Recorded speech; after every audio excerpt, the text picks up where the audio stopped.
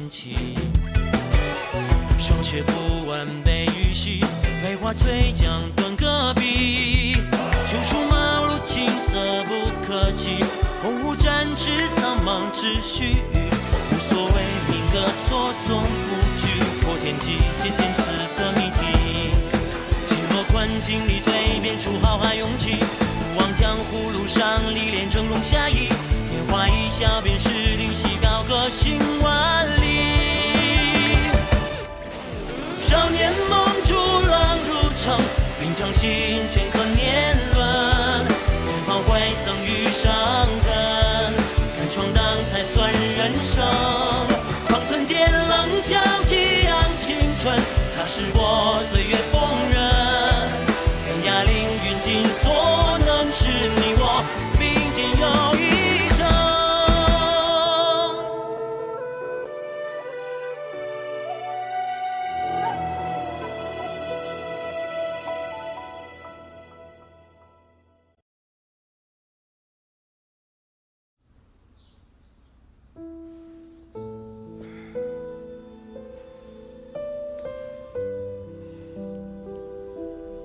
阿爹，我记得有一位大师跟我说过一句话：少年人要有自己的江湖。所以这块令牌千洛不能拿。阿爹，对不起。你不喜欢，阿爹还舍不得给呢，真是的。来，咱们不聊令牌的问题啊，咱们说说那个萧楚河。哎，刚才说到哪儿了？阿爹，嗨，你刚才不是说要找一个值得认可的人去守护他吗？你觉得萧瑟你认可吗？认可和守护，感觉我和他还用不上这么重的词儿。你这丫头啊，就是嘴硬。好了，现在就去找萧瑟，把欠人家的恩情给人家补上。阿爹，和若依姑娘认识那么久，第一次说这么多话。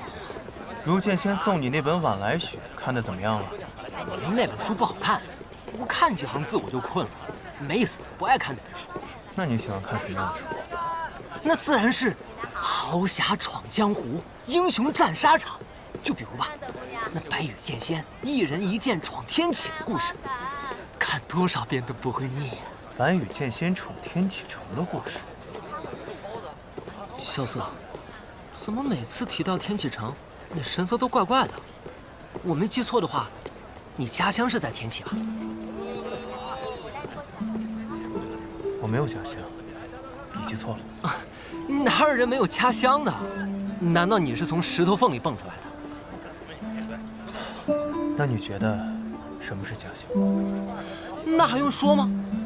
家乡自然是，不管你走了多远，走了多久，无论如何都注定要回去的地方。注定要回去的地方。你说的对，我的家乡就是天启城，那是一个我终究要回去的地方。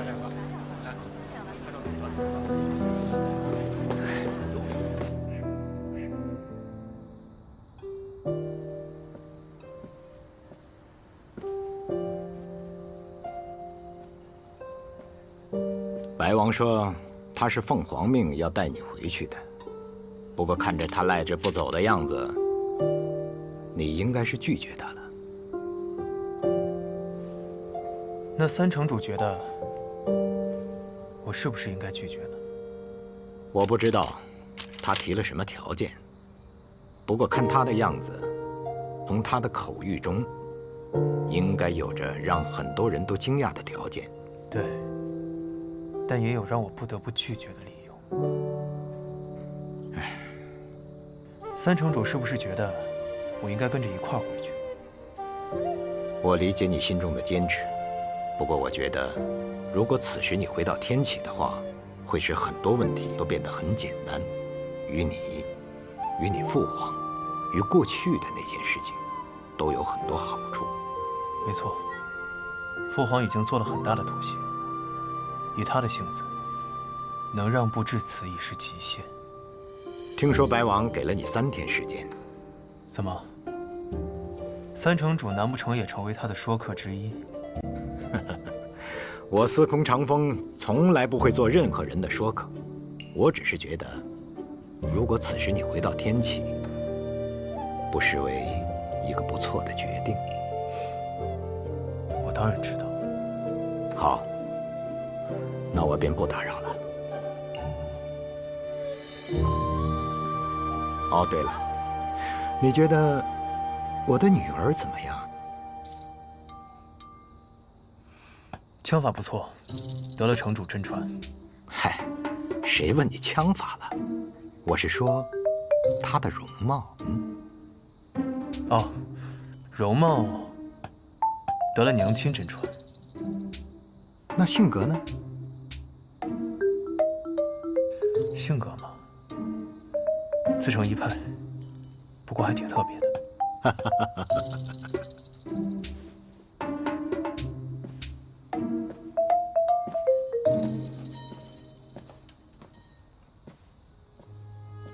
如果此时你回到天启的话，会使很多问题都变得很简单，与你父皇，与过去的那件事情，都有很多好处。3日。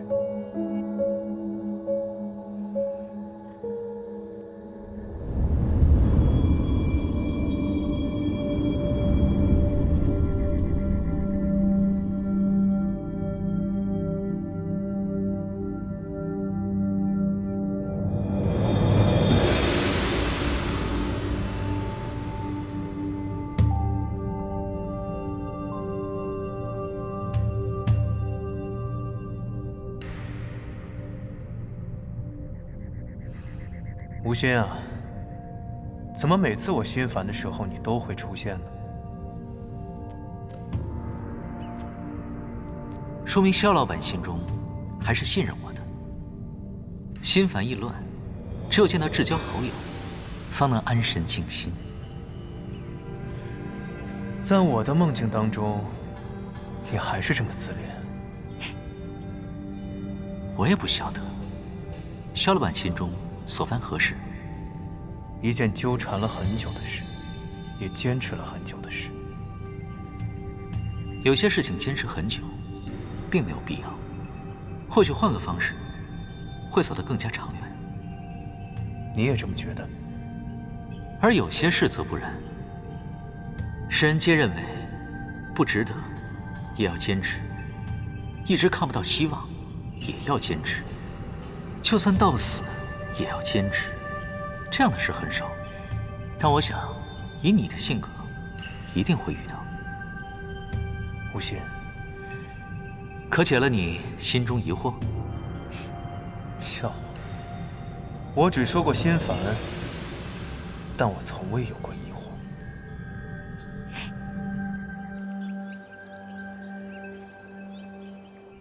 白王殿下来到雪月城有几日了？算上来的那一日，已是第4日了。可如白王听闻般的那般有趣啊？比本王想象的要平凡一些。雪月城其实就是一座很平凡的城，只是江湖上有很多人赋予它太多额外的意义。不过，也正是因为它的平凡，所以才显得很特殊。这雪月城乃是100年前几位绝世高人建立起来的避世之所，只不过现在被太多人所注意，这背离了那些前辈们的初衷啊。身处凡尘，谁能真正的避世呢？当年城主还是朱雀使的时候，可是一枪扫荡了半个天启。唉，那都是从前的事情了。可是从那以后，城主似乎已经有20年没有回过天启了。白王，您是想问我，是否会像当年支持你父皇那样，支持萧瑟？不敢妄言。其实我从来都没有支持过你父皇，我所支持的，始终都是琅琊王。怎么，这话听起来是不是有些大逆不道？是，但我就是说了，你向你父皇告状去吧，他也不敢说什么，因为这就是事实。就好像你刚才问我的问题，我也可以回答你。是，只是本王没有想到，城主的回答如此果决。我雪月城做事向来果决，但我所说的支持，并不是支持他去抢夺什么，而是支持他所有的决定。就好像他现在在雪月城做一个账房先生，哪怕就是做上一辈子，我也是支持的。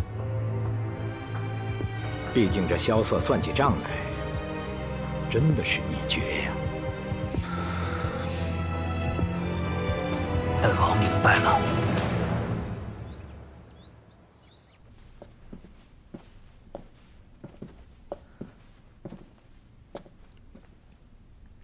楚河，3日期限已到。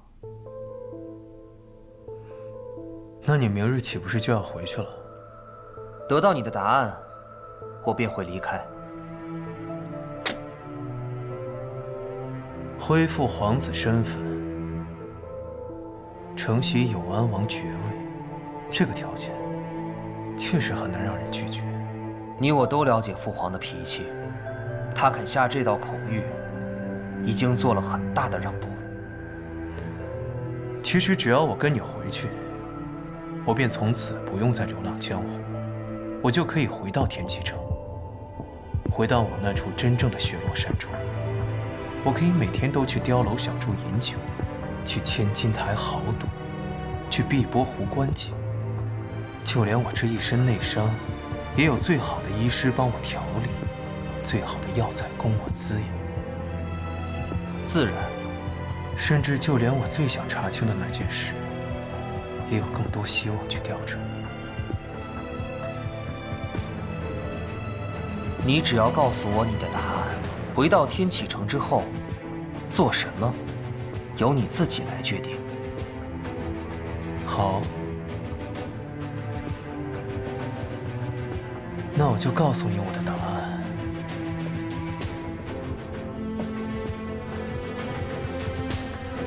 我萧瑟拒绝这道口谕。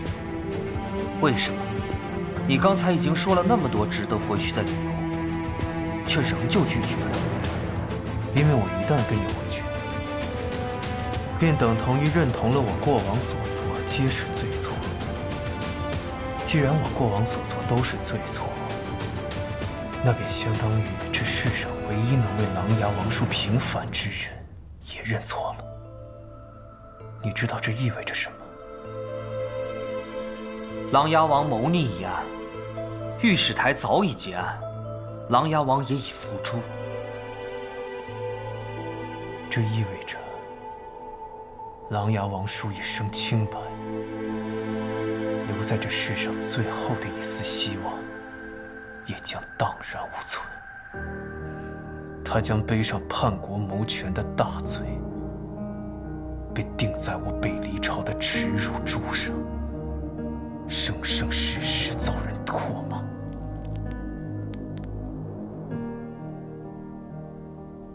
你一人坚持，有何意义呀？有我萧瑟坚守，那至少这世上还有人为其反抗。这样，琅琊王叔当年不惧生死，拼杀于战场，救黎明苍生于水火的壮举，就还有意义。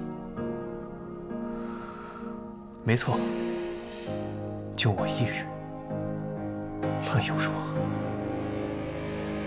除非我死，我这辈子都不认错。抗旨不遵乃是死罪。那你敢杀我吗？你若是敢，现在就动手；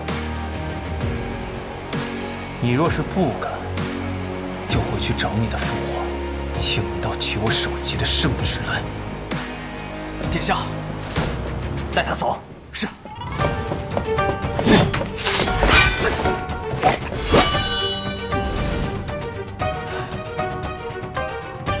你又何必要演这出戏呢？再来！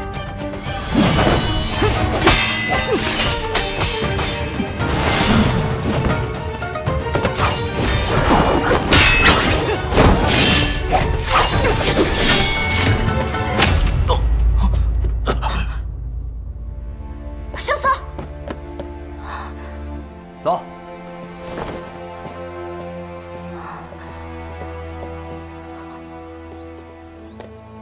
殿下，方才萧楚河所言何意？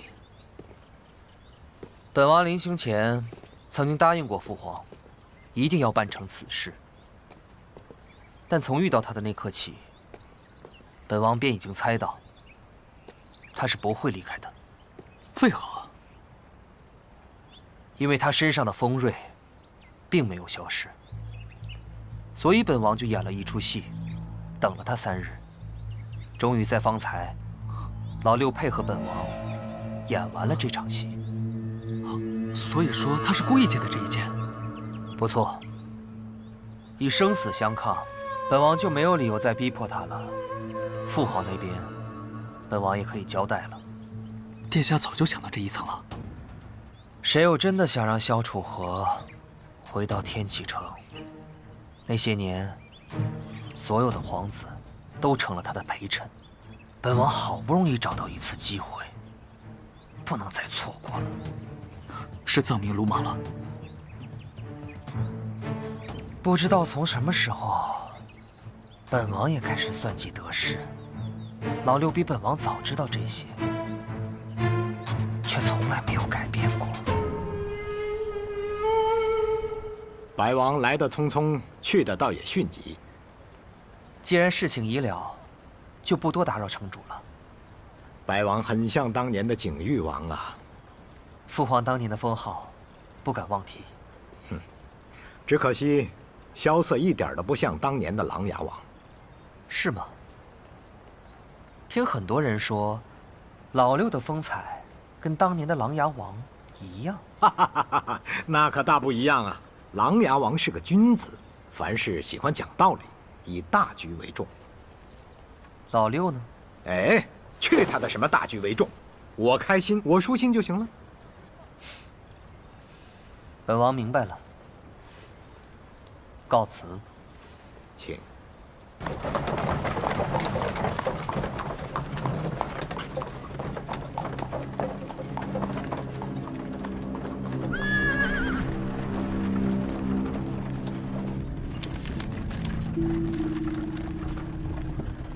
殿下，少汉那边的消息已经到了。一切顺利吗？少汉说一切按计划执行。好，那么此行，我们就先去一趟无双城。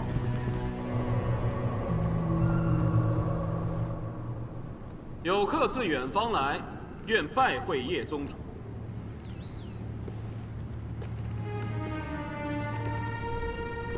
多远之方，客为何来？千里之外，天启皇城，为见宗主而来。只是见我，那你已经见到了，可以走了。不，没有见到。哦。佛曰：有心无相，相由心生；有相无心，相由心灭。我只见宗主相，未见宗主之心，不算相见。你想见我的心？你可知我原来的名字？无心。进来吧。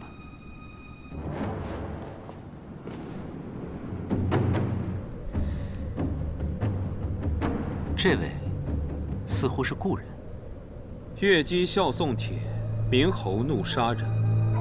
这位是明侯，你们的确曾见过。可他现在看起来，似乎什么事也不记得了。这是药人。我遇到他和越姬的时候，两人都受了重伤，几乎已经是死人了。他虽然没死，但是却变成了只听你命令行事的药人。万事皆有代价，他想救回自己和越姬的命，就得付出一定的代价。唉，只可惜那门武功，我已然用不出了，没办法再帮你一次。至于你，为什么要来见我呀？我姓萧，赤王萧雨，明德帝的第7位皇子。看似是个诗酒王爷，可这么多年来，一直在发展自己的势力。在我回天外天这件事上，就有你的安排。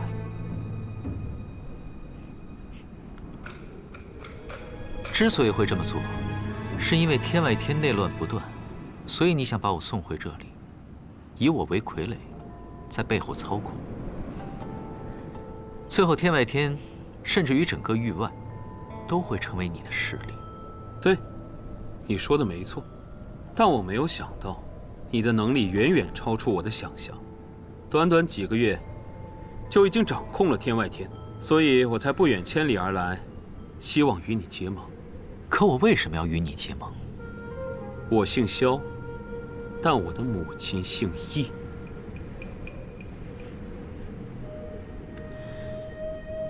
那时我太小，却也只记得他姓易，忘记他的名字了。易文君，好陌生的名字，于你，于我，甚至于他自己，都很陌生了吧？他被人记住的名字是宣妃娘娘。所以，你是我同母异父的弟弟。叶鼎之当年拐跑母妃，我已经出生了。我是你哥哥，比你还大上2岁。唉，那我吃亏了。哼。所以呢？什么？我们虽是兄弟，但却同母异父。我们的父亲还是死敌。说到底，当年我父亲率领魔教东征，众人皆认为是他称霸天下的野心。可点燃他野心的，分明是抢走我母亲的明德鼎。你的父皇害死了我阿爹，抢走了我的母亲，我不提刀砍了你就不错了，还好意思让我帮你夺帝位？如今父皇年迈，隐已有立储之意。我们家族本来在天启依托影宗，可琅琊王还在世的时候就废掉了影宗。现在我们家族在天启城毫无势力，母妃又因为那件往事而受尽白眼。江湖之上，无双城和雪月城的势力也被其他皇子所占据着。别把自己说得这么弱。母亲当年有一个师兄，爱他爱得要死，叫洛清扬。后来他成为了5大剑仙当中最厉害的那一位。木良城城主孤剑仙，现在是你的义父。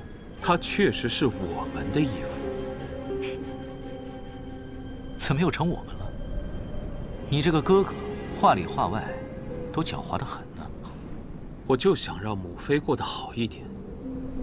这么多年来，叶鼎之那件事情之后，所有人都仇视母妃，也看不起我。但我偏要站到最高处，让这些人后悔。用亲情感动我，这并不是一个好的选择。毕竟我和他之间的亲情，并没有什么美好的回忆。但是，争夺天下什么的，似乎也挺有趣的。我不能当皇帝，但能帮一个人当上皇帝，听上去也不错。真的？真的。如果我不去的话，你会死吧？我的亲人不多了，我希望你们2个人能好好的活着。好，我现在就有一件急事，需要你帮我。我才刚答应帮你，你就给我安排任务，是不是也太心急了？的确很急，因为白王萧崇已经动手了，他们正在追踪一个人，那个人很重要，绝对不能让萧崇得手。我需要你帮我抢到他，或者杀了他。那个人，莫非也姓萧？是。萧瑟。我不管他现在叫什么，反正没错，就是你心里想的那个人。你们之间情谊很深。是，他是我的朋友。我的朋友很少，他算一个。但是你放心，你的请求我会答应。只是有一点。什么？我会保证，白王萧崇得不到他，但你也得不到。萧瑟不能死，这是我的底线。好啊，我答应你。还有，这一路上，我需要有一个人相陪。你随我走吧。你要带他走？我们好歹也算是有一面之缘，看他变成如今这样，着实可惜。不妨，你把他交给我。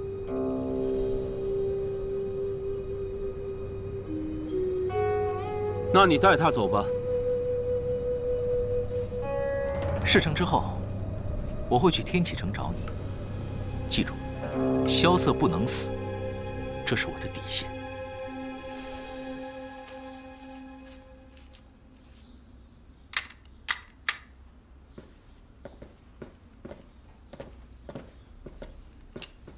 他走了。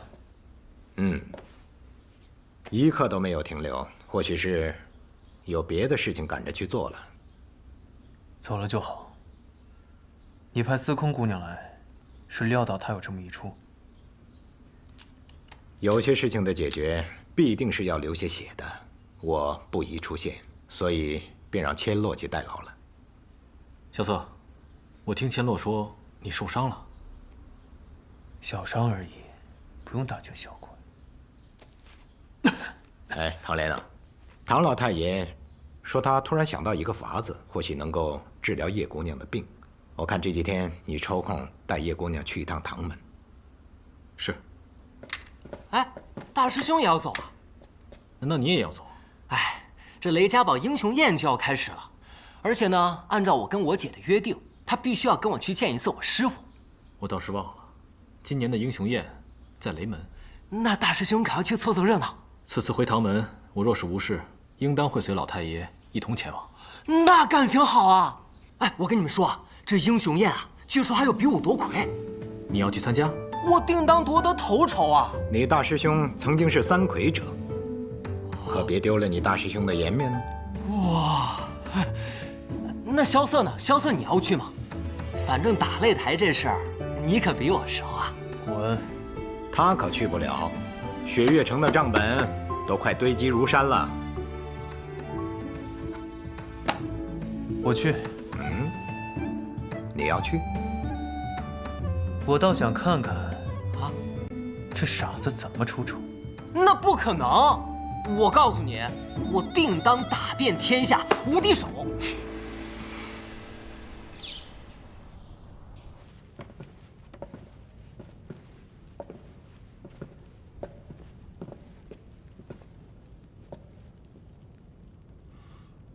你们无双城待客的礼数呢？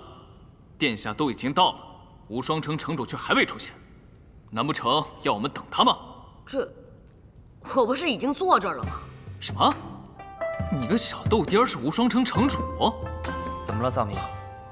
回禀殿下，宋彦回并不在这儿，只有个小孩坐在那儿，这不是开玩笑吗？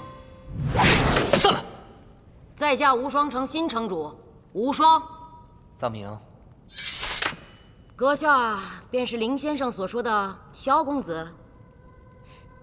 幸会，萧崇。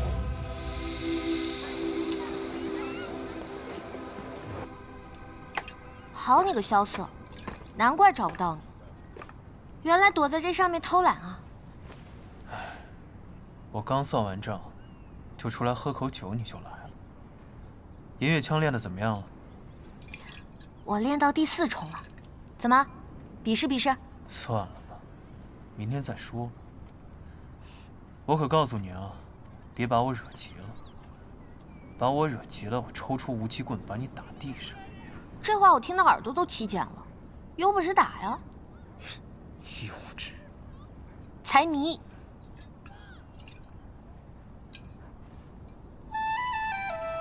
你去过天启吗？帝都天启？没去过。比起我们雪月城如何？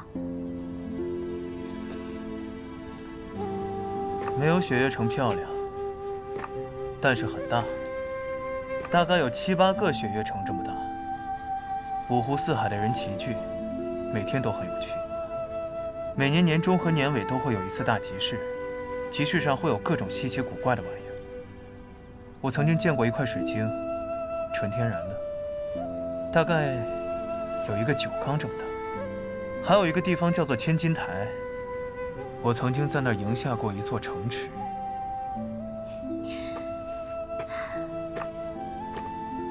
有机会带我去天启好不好？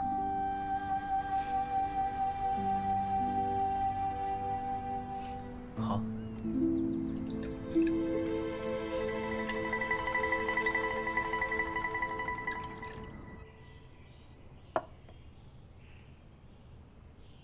去吧，你在苍山待的时间也太久了。那你呢？百里一去未归，我又要走了。我是雪月城的城主，这整个雪月城就是我的江湖。你那徒弟现在怎么样了？已经有了好转，但还是经不起半点折腾。他偏偏要跟你们一起去雷家堡。他去雷家堡做什么？他说他要亲眼看见雷无节夺魁。哼，荒唐的理由。更荒唐的是，我居然答应他。为什么会提出要去雷家堡呢？刚才我不方便说，但雪月城绝对是最适合你养伤的地方。你的行踪已经暴露，如果此时离开雪月城的话，一定会有很多人要追杀你。不是有雪月剑仙陪同吗？有他在，谁能杀得了我？理由呢？我想看雷无节夺魁。这算什么理由？他好像已经继承了青龙令牌，但却不知道我是谁。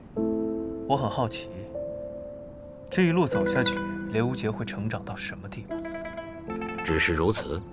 况且那傻小子要闯荡江湖，没有我的话，万一半路死了呢？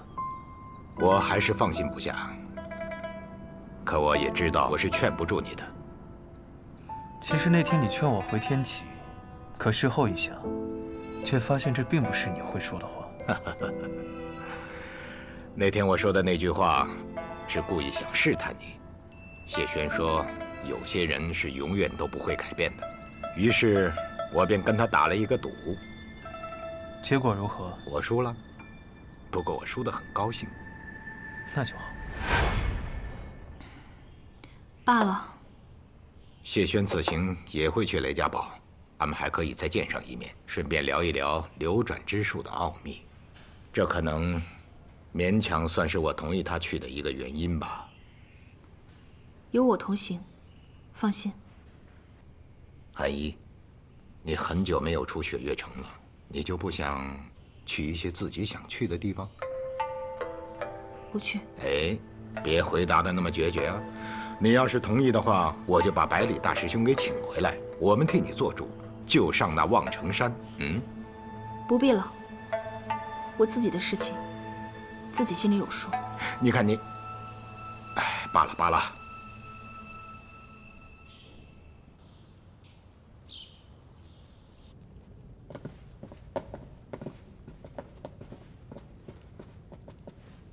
城主，他们都离开了吗？是的。这个皇子不简单啊。可这历朝历代，有过目盲的皇帝吗？无双城不是也没有过记性这么差的城主吗？总有第一次嘛。你已经把他记住了吗？白王萧崇，怀虚术得传自掌侧剑锦玉，外表平和；剑术得传自怒剑蝎严战天，内敛杀气。我记性不好，只是因为我只记得值得我记住的人。不过以后你可要小心了。他对你有什么安排没有？说是静候时机，等待入天启，在此之前不要参与任何势力之间的争斗。如果把天下比作棋盘，我们无双城比作棋子的话，还未到落子之时。我可不想成为任何人的棋子，我想成为下棋的人。哎，在这雪月城，一住就是3个月。今日一别，不知何时才能相见了。诸位，青山不改，绿水长流，我们江湖再见。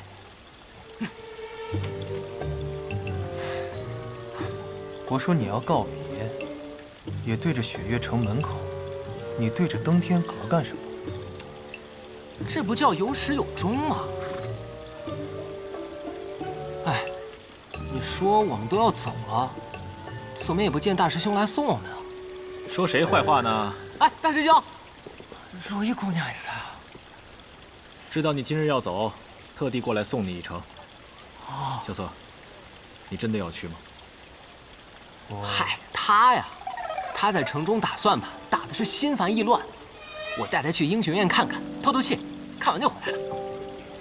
正好，我今日也要带叶姑娘回一趟唐门。若依姑娘，若是唐门治不好你的话，你可以去我们雷门。我师父，啊，人家唐门大师兄在这儿，你说这话不好。我不是那个意思啊，无妨。哎，对了，二师尊呢？他不是也要去吗？阿姐说她能日行千里，让我们先行一步，之后她自然会追过来的。好，那大师兄，我们先去雷家堡，你们可一定要来啊！放心吧，我还要看你夺魁呢。行，走了。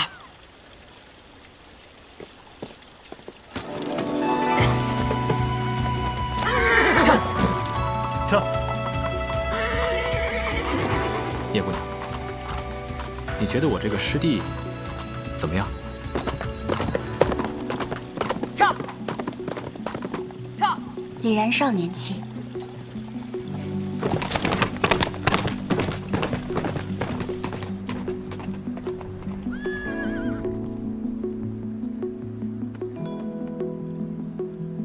放心，他会回来的。当他重临天启之日，你会站在他身边。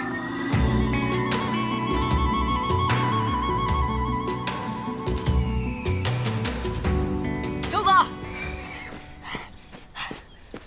来拿着。哎，你确定去雷家堡是这个方向吗？当然不是，我们去望城山。去望城山干什么？那自然是去请望城山上那位神仙下来了。你想想啊，3位旧友齐聚雷家堡，多么有趣的一件事情啊！你脑子里面想什么呀？我只是在想，我师父、我姐，还有望城山上那位，这么多年好像都是把自己给困住了。其实他们不过是在等彼此谁先跨出那一步而已。那既然我都已经下山了，那么这个僵局也就应该打破。赵玉珍这么多年从未下山一步，你真觉得能为你这个傻小子下山啊？那你不试试你怎么知道吗？行，那你想怎么试？哼，那自然是一剑问望城。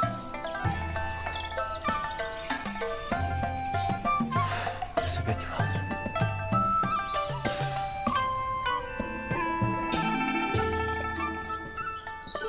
你这一下山就是1年，可玩尽兴了？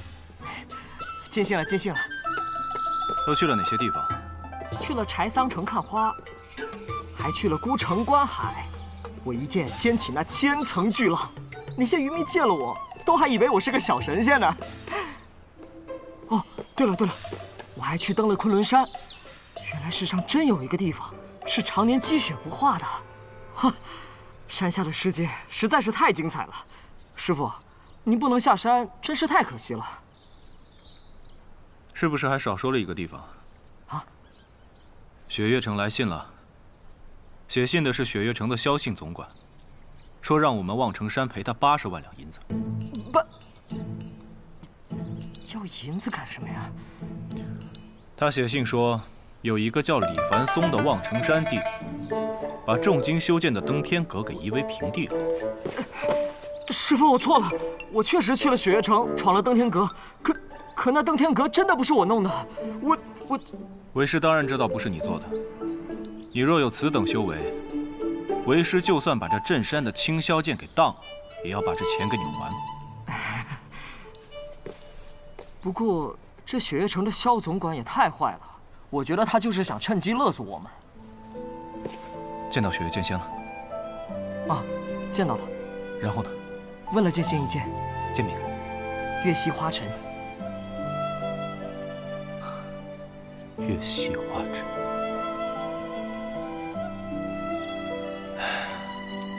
你和我一样幸运，我在像你这个年纪的时候，也曾见过那么美的一剑。月溪花尘。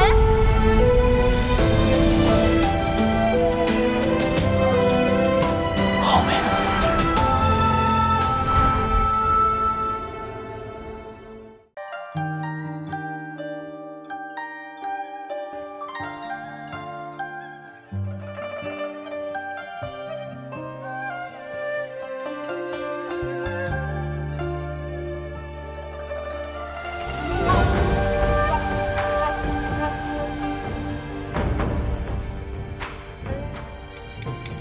寒色静悄悄，转身江湖路迢迢。天外雪飘飘，冷月的滚烫云知道。命运狂滔滔，拨开岁月雾绕绕。过往空闹闹，是等待远途零九霄。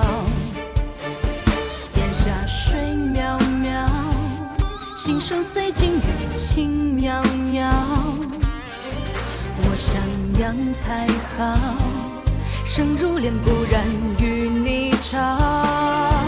跋涉千万里惊涛，踏歌着浪潮，悠扬了年少。刀剑唇齿相依，肝胆相照，真情比天大，梦何惧渺小。任凭恩怨多纷扰，踏歌长啸，芳华奔劫啊！少年锋芒同行，天涯海角，下一通逍遥，有只脚不寂寥。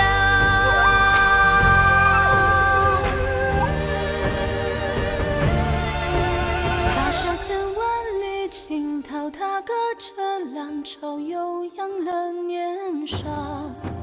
刀剑唇齿相依，肝胆相照，真情比天大，梦何惧渺小。任凭恩怨多纷扰，踏歌长啸，芳华奔劫啊！少年锋芒同行，天涯海角，下一通逍遥，有只脚不寂寥。